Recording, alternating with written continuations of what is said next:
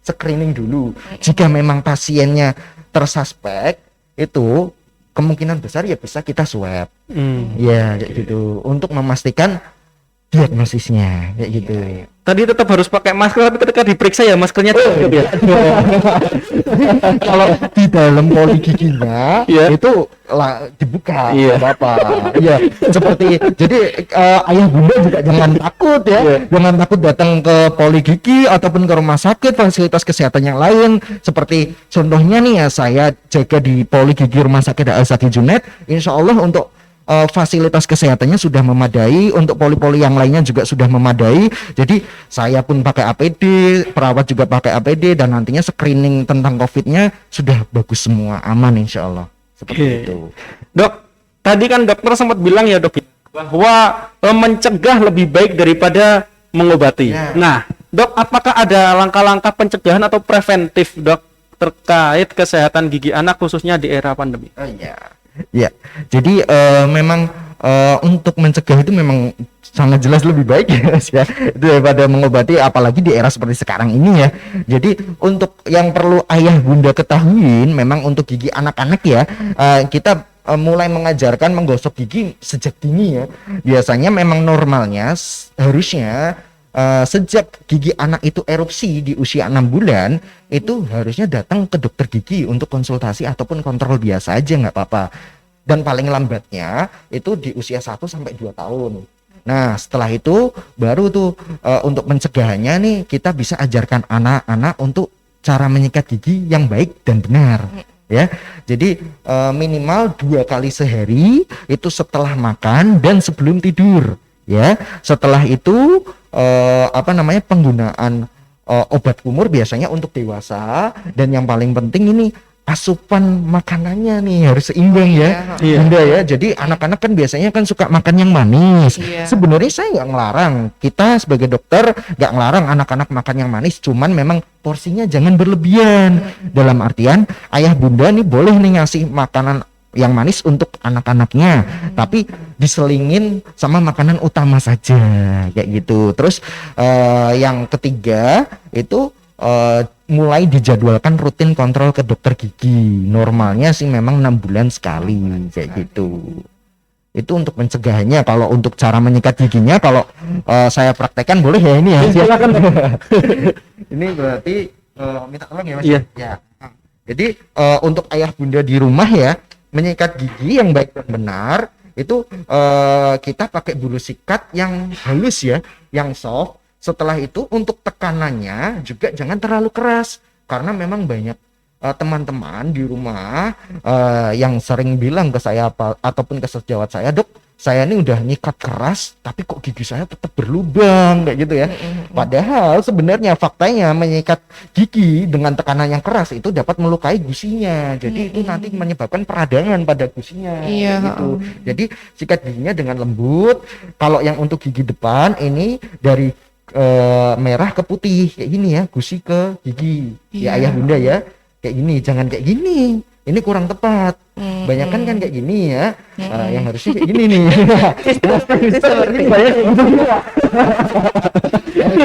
Ini ya, ayah bunda ya. Depan, atas bawah, pelan-pelan aja ya tekanannya.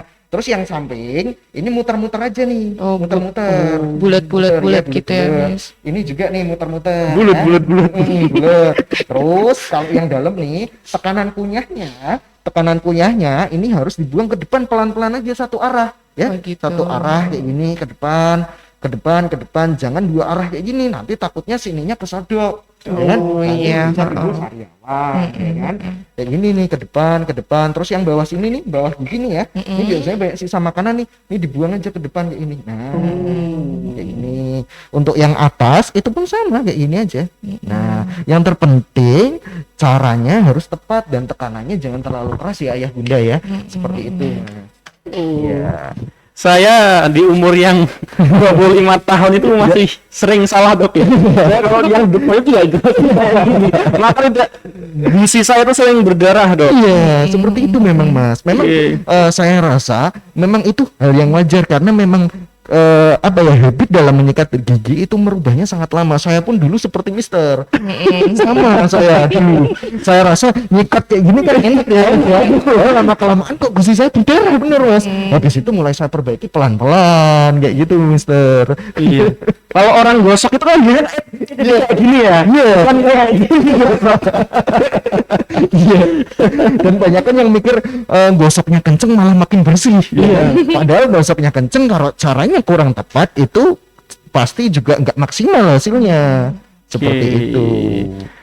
Oke, ayah bunda hebat dimanapun ayah bunda berada, tadi sudah dijelaskan ya panjang kali lebar, dijelaskan oleh dokter gigi Jalu Perdana Putra ya. Nanti juga ayah bunda bisa bertanya ya, bertanya melalui kolom komentar di live IG ULBBK_YSMB. Nanti bisa diketik ya apa pertanyaannya, bisa juga konsultasi dok ya. Iya, boleh ya Bunda. Free.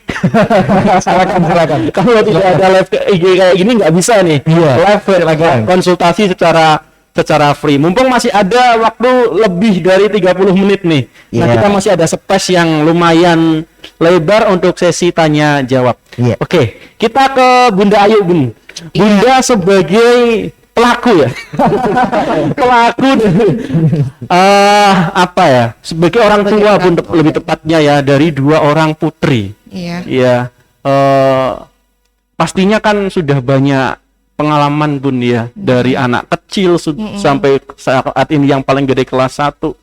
Apakah ada problem-problem terkait dengan kesehatan gigi anak Bun? Kalau memang ada nanti bisa langsung ya. Mumpung ada dokter Jalu bisa Iya. disampaikan. Ini ada yang ingin saya tanyakan. Ya. Alhamdulillah sih untuk gigi anak-anak saya, alhamdulillah bagus ya. Saya ndak itu ya, pokoknya bagus, ndak ada berlubang. Cuma ini kakaknya kan sekarang lagi musim gigi tanggal.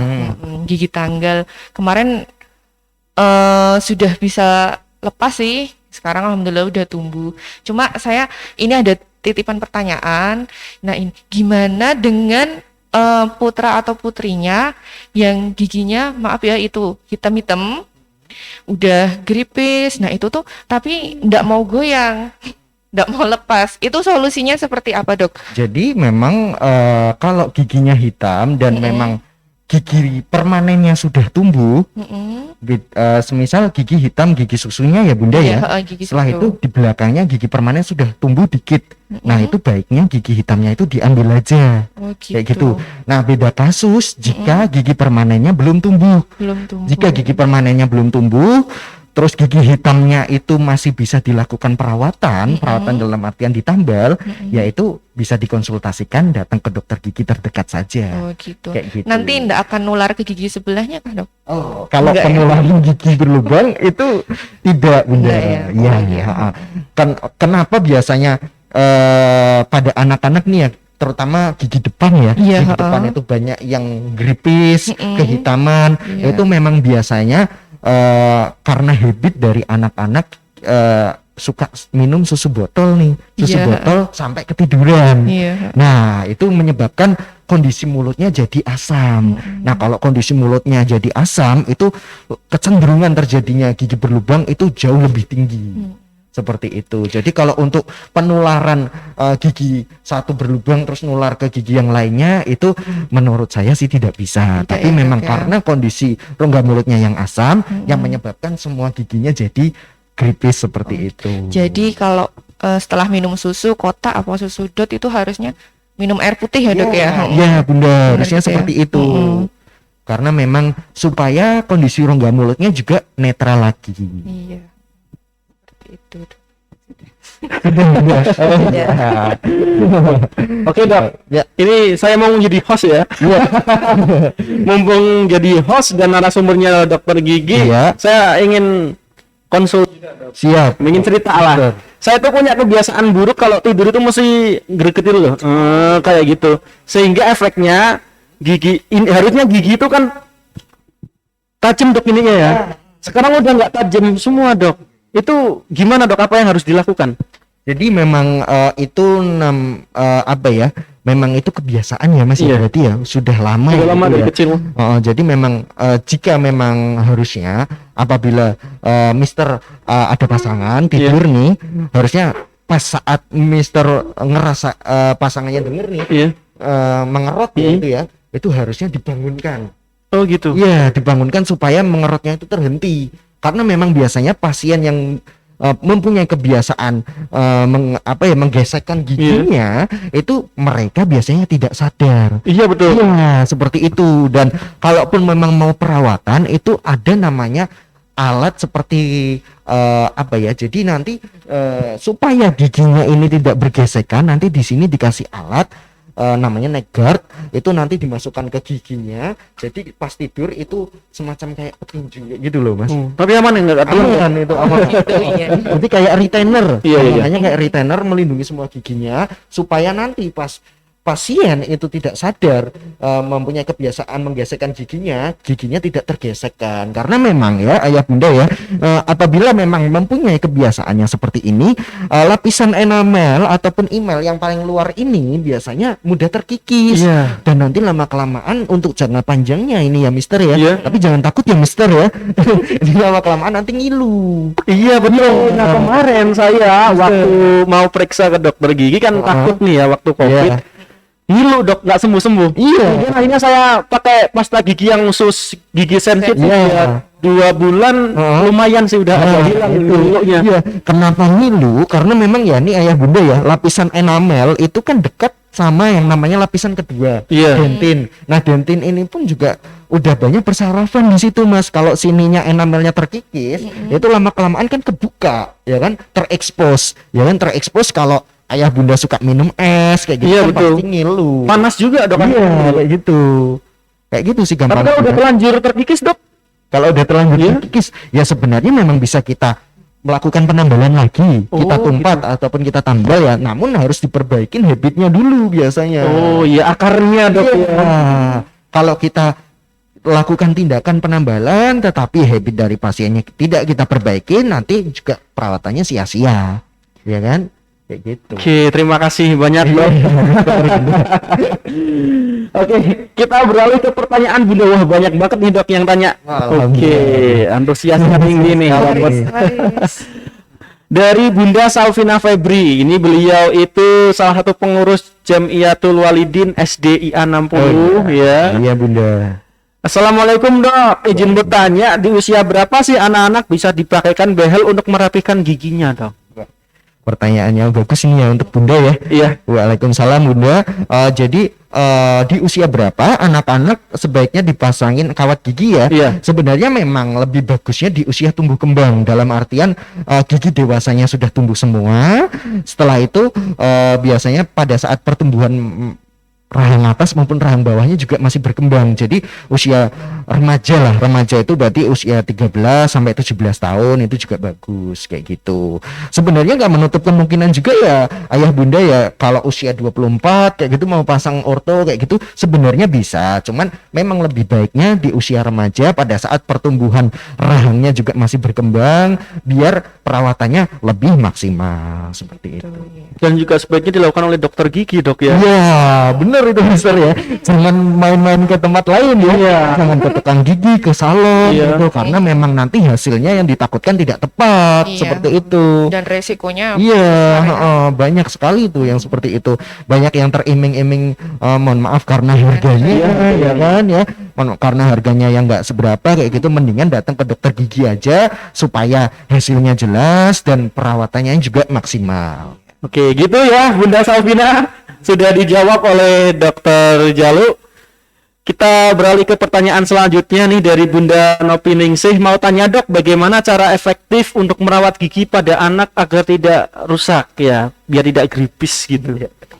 Ya, ini kalau merawat gigi anak memang harusnya ya seperti yang sudah saya jelaskan tadi ya Mister dan Bunda ya, dimana pencegahan itu yang paling sangat penting dan orang tua itu harus paham betul bagaimana cara menjaga kesehatan gigi mulut anaknya, karena memang kita harus mengajarkan menggosok gigi sudah sejak dini, dari awal tumbuh gigi harus diajarkan. Sebenarnya kalaupun sebelum punya gigi pun pada bayi usia 4 bulan, 3 bulan ataupun 5 bulan ataupun 6 bulan yang belum tumbuh giginya, itu biasanya kalau untuk minum ASI dan lain sebagainya biasanya kan lidahnya juga keputihan kayak gitu ya. Itu biasanya kita bisa lap pakai kapas terus dibasahin air hangat. Setelah itu kita usapin aja tuh di area yang keputihan sama di rahangnya, kusinya bener.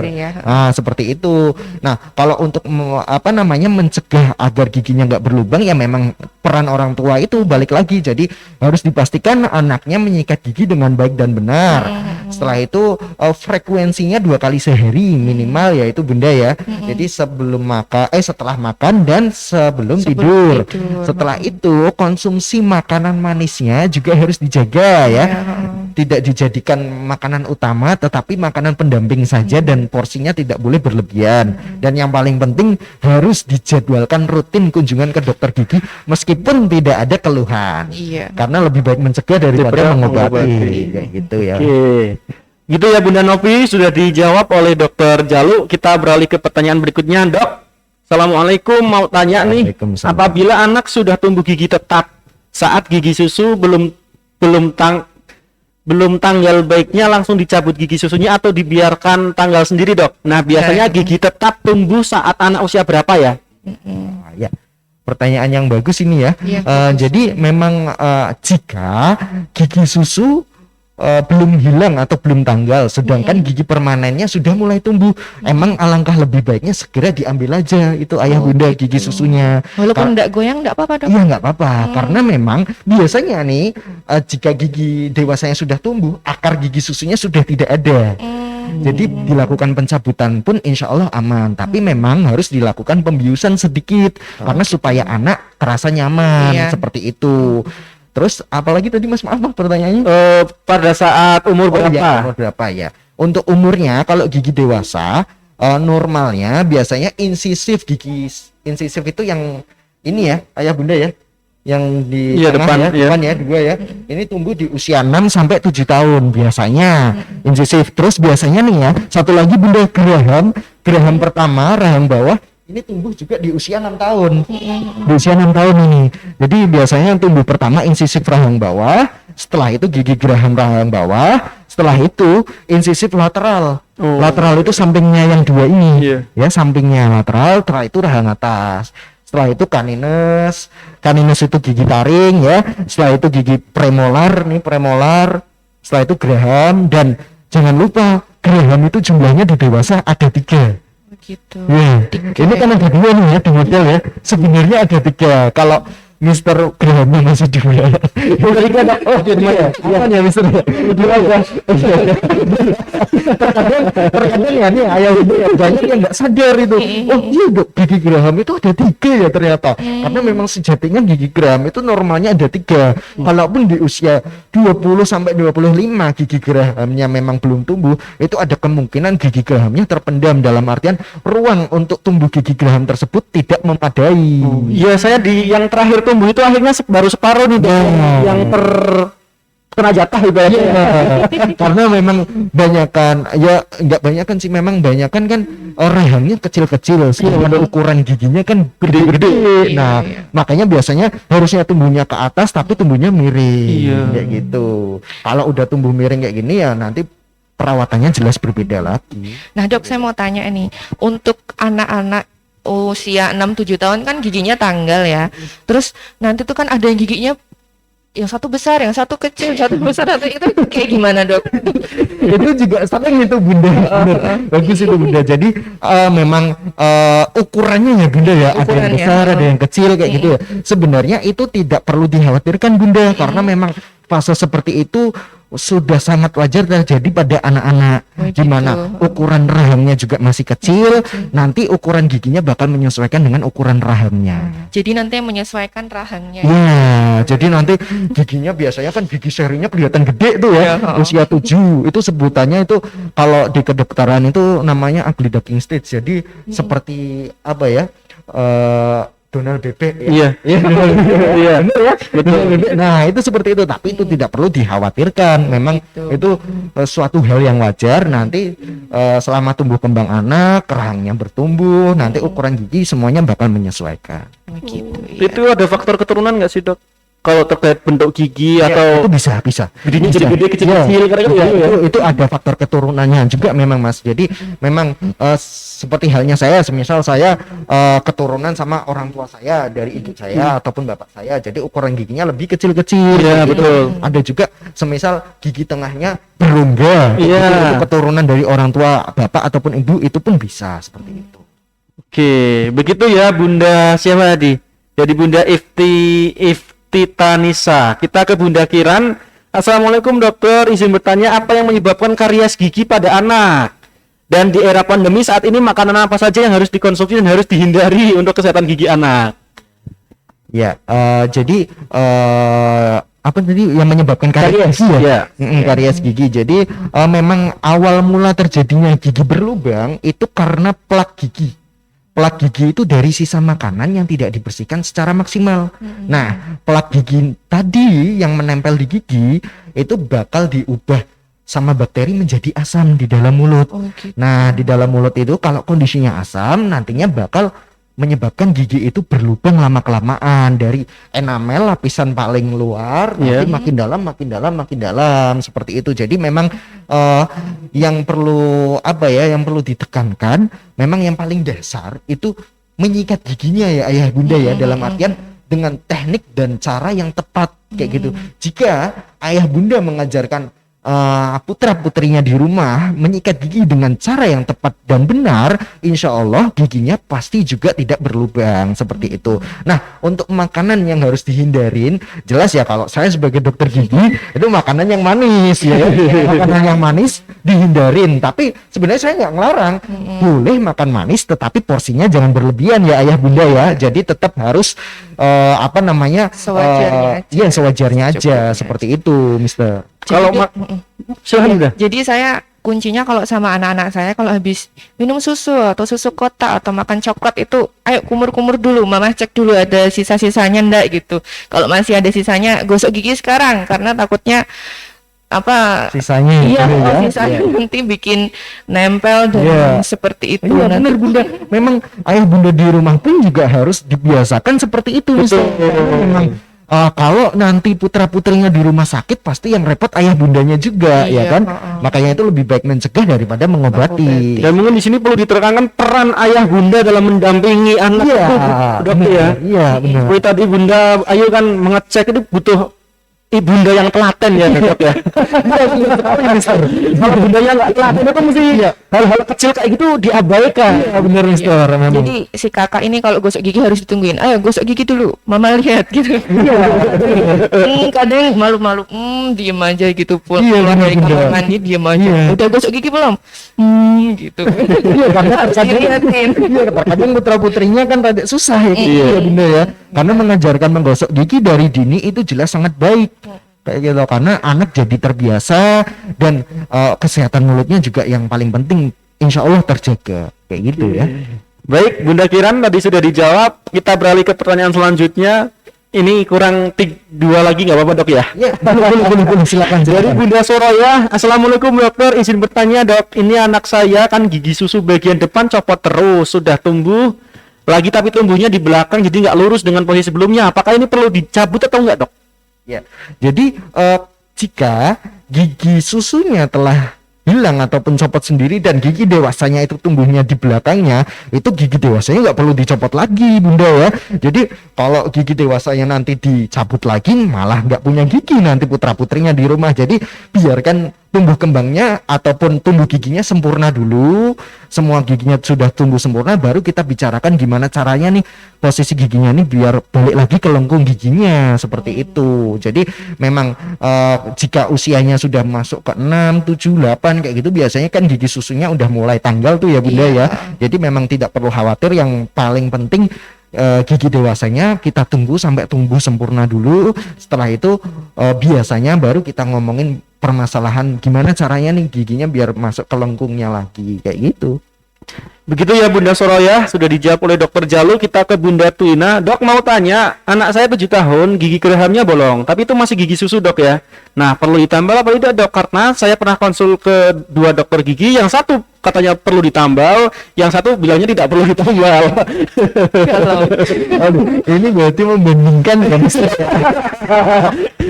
Penentuan ini. Ini jawabannya penentuan. Ketika dokter gigi berarti saya. Dua posisi yang gak enak ini.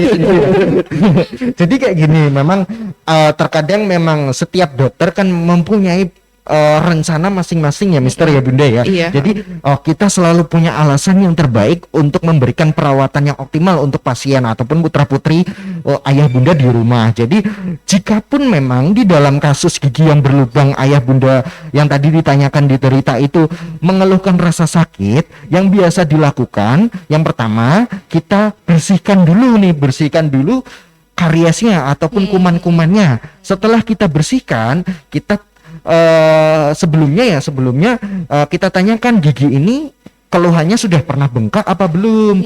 Kalau memang sudah pernah bengkak, berarti dia ada tanda ke arah kematian gigi.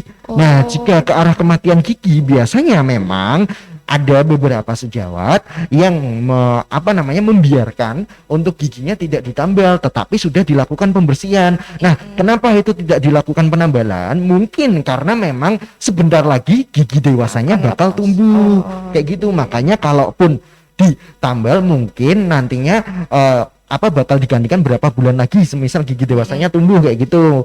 Nah, kalau semisal perlu ditambal, ada kemungkinan juga berarti pemikiran dokter sebelumnya memikirkan supaya sisa makanannya nggak mudah masuk ke dalam lubang tersebut kayak gitu. Jadi memang ayah Bunda di rumah ada plus minusnya sih ya, dalam artian di sini jika memang tidak ditambal itu ayah Bunda di rumah harus memastikan gigi anaknya yang sudah dibersihkan itu tidak ada sisa makanan lagi di gigi itu, karena memang jika ada sisa makanan di gigi yang dikeluhkan itu dapat menyebabkan rasa sakit.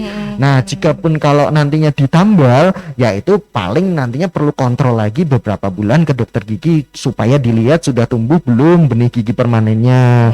Seperti itu. Jadi kalaupun mau ke dokter A ataupun ke dokter B ataupun ke dokter C kayak gitu, insya Allah semua dokter memberikan solusi yang sudah tepat. Seperti itu. Gitu ya. Mister, ini pertanyaan yang paling sulit ini. Karena membandingkan. Ya, begitu ya Bunda, sudah dijawab ya.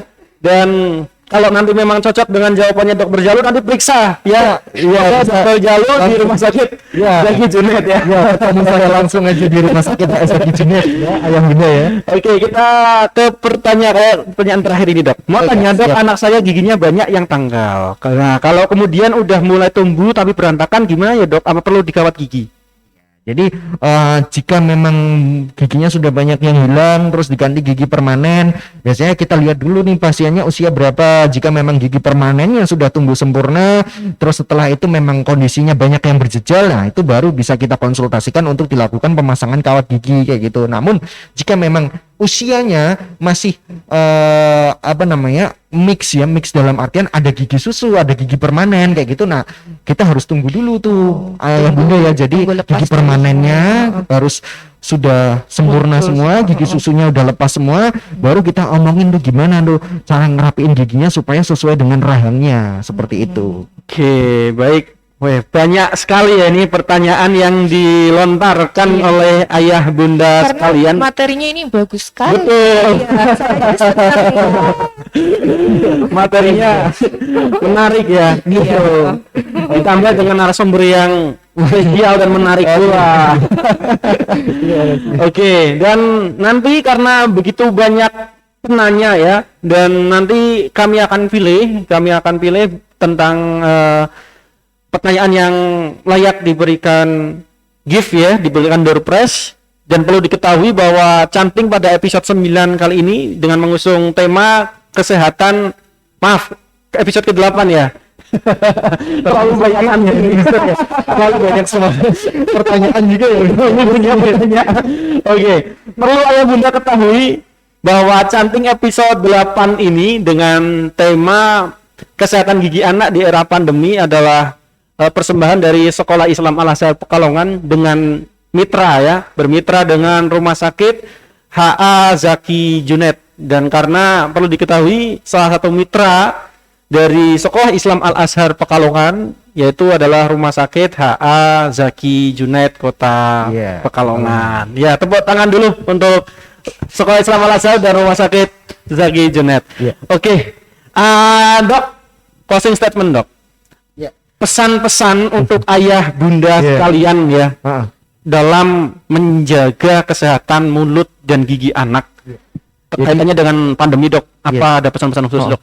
Yang paling penting ayah dan bunda harus tetap care, peduli sama anaknya, harus tahu cara mengedukasi anaknya, harus tahu cara menjaga kesehatan rongga mulut anaknya. Jangan sungkan-sungkan untuk mengajarkan anak dari dini untuk selalu menyikat gigi 2 kali sehari, setelah makan dan sebelum tidur. Setelah itu konsumsi manis-manisnya juga jangan berlebihan, dan rutin kontrol ke dokter gigi itu juga harus dijadwalkan, normalnya 6 bulan sekali. Dan pesan terakhir saya ya Mas ya, Mister ya, maaf, di masa PPKM seperti sekarang ini tetap harus dijaga 5M-nya ya, mencuci tangan, memakai masker, menjaga jarak, menjauhi kerumunan, sama mengurangi mobilitas. Kita berdoa bersama supaya pandemi ini segera berakhir, ya, semuanya segera pulih, kesehatan juga makin makin membaik juga ya. Dan nggak lupa kalau memang ayah bunda ada yang pingin ditanyakan atau dikonsultasikan sama saya, bisa ketemu di Rumah Sakit HA Zaki Junet setiap Senin sama Sabtu ya, jam 7 sampai jam 10 ini Mister ya. Kalau ada yang mau dikonsultasikan lebih mendalam lagi. Untuk bunda, selaku bunda ya, apakah ada pesan-pesan khusus untuk sesama bunda terkait dengan pendampingan anak khususnya dalam menegakkan kesehatan gigi untuk anak? Iya, pesannya mungkin untuk selalu jangan pernah lengah ya untuk mengawasi anak kita dalam konsumsi permen, manis-manis, susu atau coklat itu, karena kan anak-anak suka sekali seperti itu. Jadi harus benar-benar diawasi ya mama sama papa, untuk biar kita tidak kecolongan ya. Gigi grepes, aduh kasihan ya kalau giginya grepes, apalagi kalau sampai giginya bengkak karena sakit gigi, kan kasihan sekali seperti itu. Oke, tadi dari Dokter Jalu sudah menyampaikan pesan, dan dari Bunda Ayu memberikan sharing ya terkait pengalamannya terhadap sesama bunda untuk bisa tetap siap siaga bunda ya dalam mendampingi kesehatan gigi anak di era pandemi. Oke, demikianlah ya, tidak terasa waktu telah berjalan, dan karena waktu terbatas kita terpaksa harus berhenti, Dok ya, padahal sedang asik-asik ya, Dok. Seru sekali nih. Nggak terasa ya. Mungkin bisa dengan tema-tema kesehatan pula, Dok ya, di canting-canting episode berikutnya bisa kita nantikan, bisa ditunggu kepada ayah bunda hebat dimanapun Anda berada. Demikian canting pada episode 8 dengan tema kesehatan gigi anak di era pandemi. Saya selaku host mohon maaf apabila ada tutur kata yang kurang berkenan di hati ayah bunda sekalian. Kami mohon maaf yang sebesar-besarnya. Akhirul kalam, ungdur makala walatang durman kala. Assalamualaikum warahmatullahi wabarakatuh. See you next time. Warahmatullahi wabarakatuh.